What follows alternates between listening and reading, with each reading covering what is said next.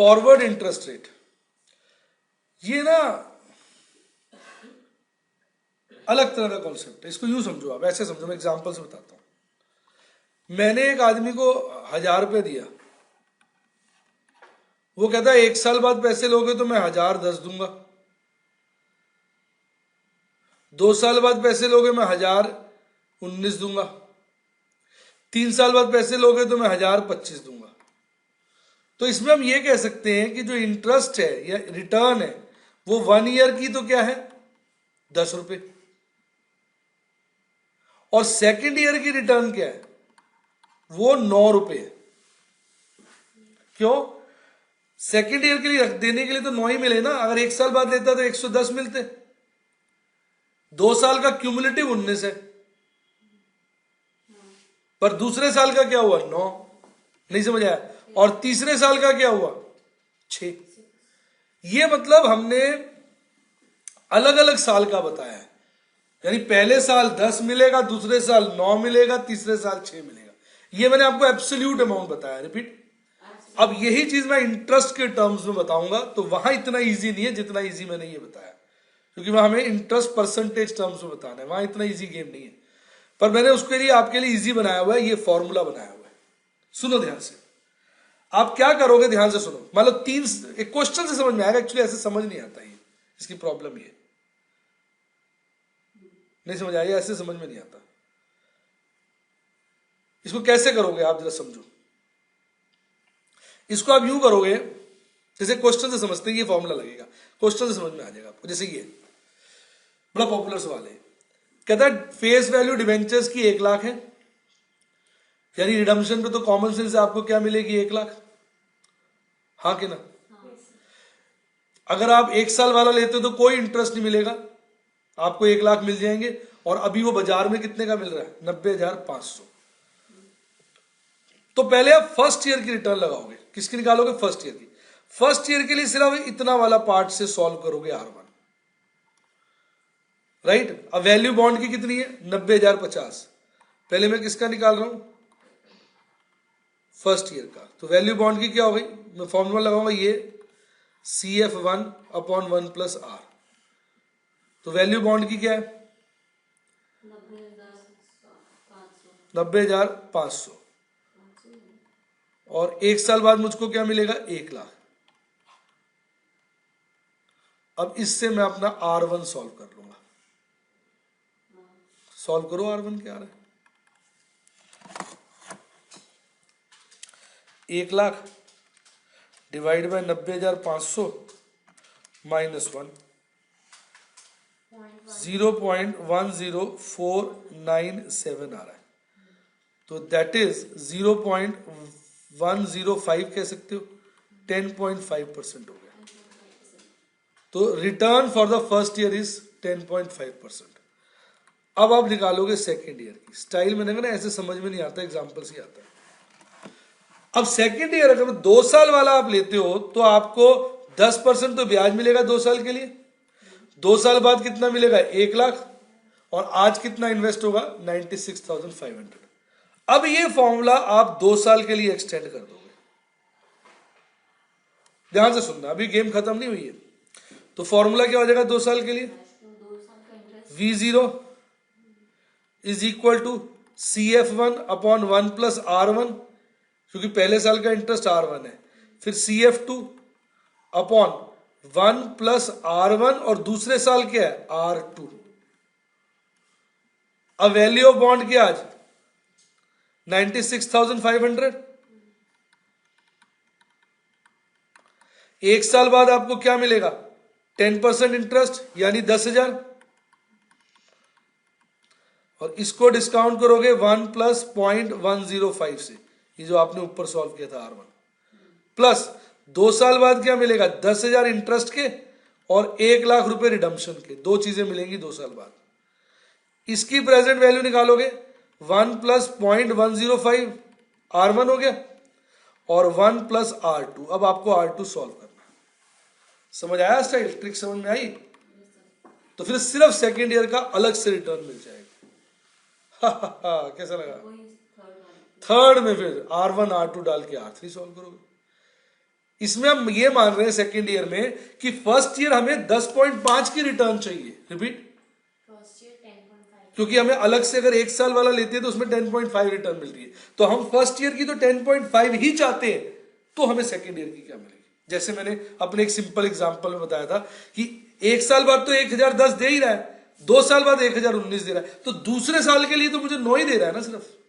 हाँ, हम ये नहीं बोलेंगे कि 2 साल का 19 हो गया तो एक साल का 9.5 हो गया, 19 डिवाइड बाई 2, उसको एवरेज नहीं करेंगे, हम कहेंगे नहीं पहले साल का तो हमें 10 ही मिलना है क्योंकि एक साल वाले में 10 मिलता है, तो दूसरे साल का क्या हो गया 9। नहीं समझ आई बात? क्योंकि हमने री इन्वेस्ट कर दिया ना 10 साल हमने किया। हाँ, री इन्वेस्ट हम मान के चलते हैं भी उसको हमने फर्स्ट रेट पे री इन्वेस्ट किया, इसलिए R2 निकालना है। अब निकालो R2।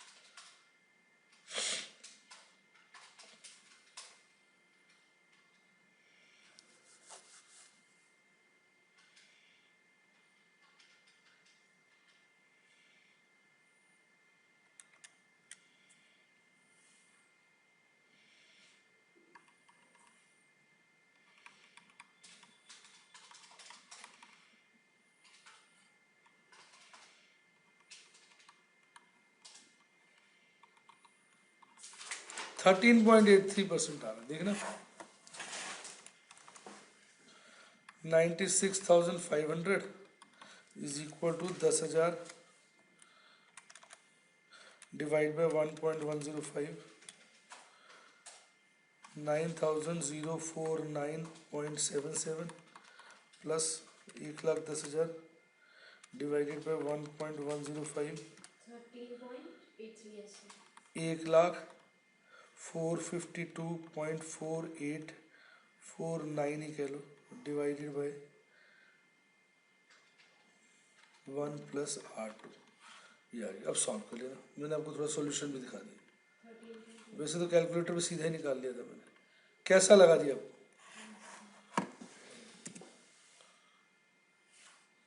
ठीक लगा?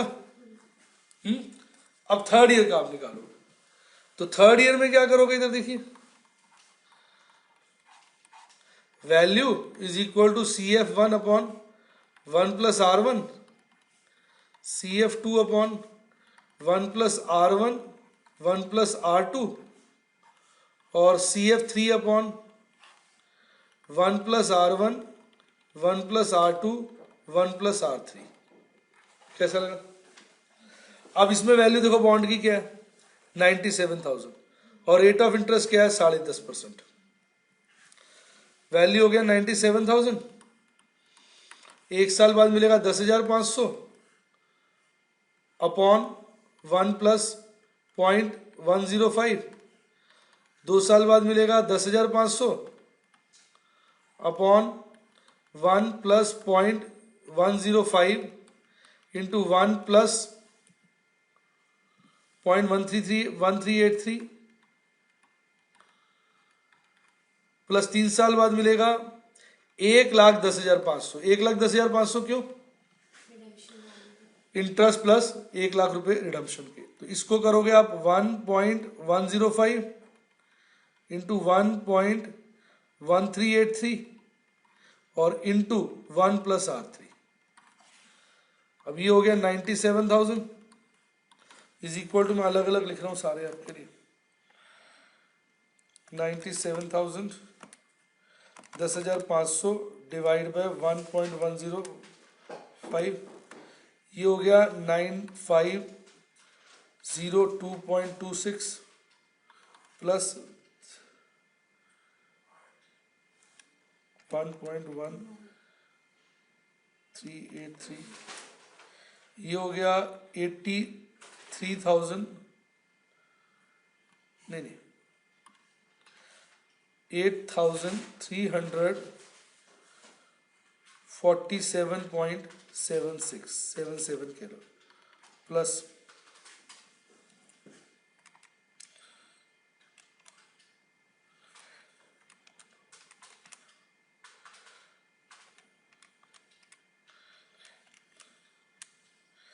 ये हो गया 87,850.30 अपॉन 1+R3। अब तो आप 1+R3 निकाल लोगे, इतना तो सिंपल है।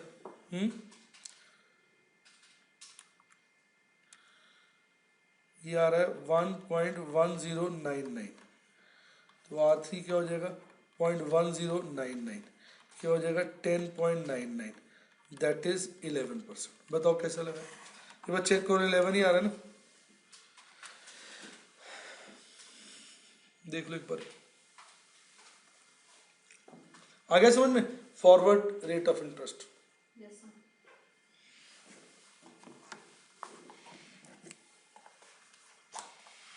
ये आ रहा है, 11 ही आ रहा है।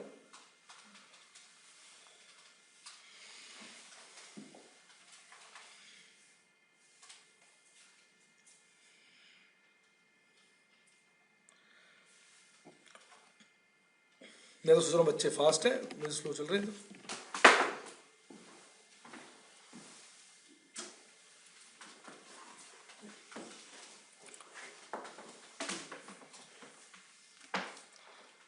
हाँ जी,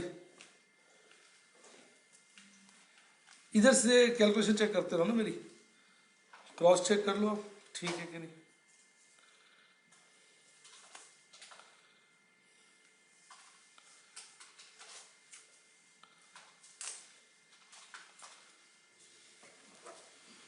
करोगे?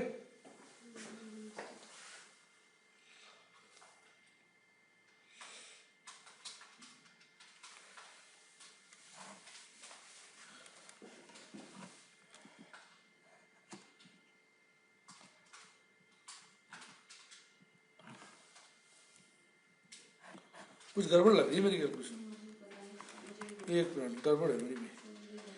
1.105 हाँ राइट 9 पॉइंट कुछ और ये मुझे लग रहा है गलत है। ओहो, अच्छा ठीक है, इंटरेस्ट 7.5 है, ठीक है ठीक है ठीक है ठीक है, गलत नहीं, ठीक है।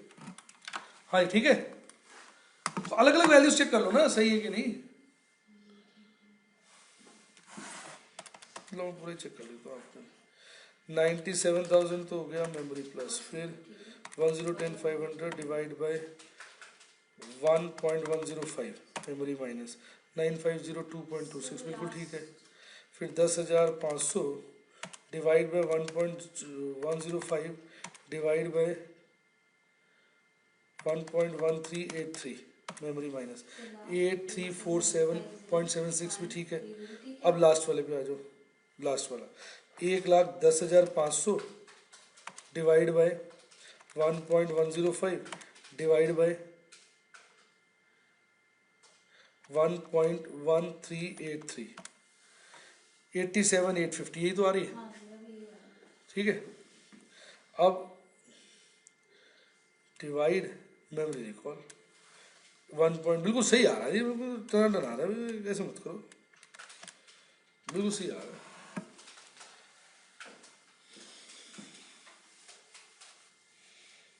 आ गया, ठीक है ना, मजा आ गया, फॉरवर्ड रेट ऑफ इंटरेस्ट भी करा दिया।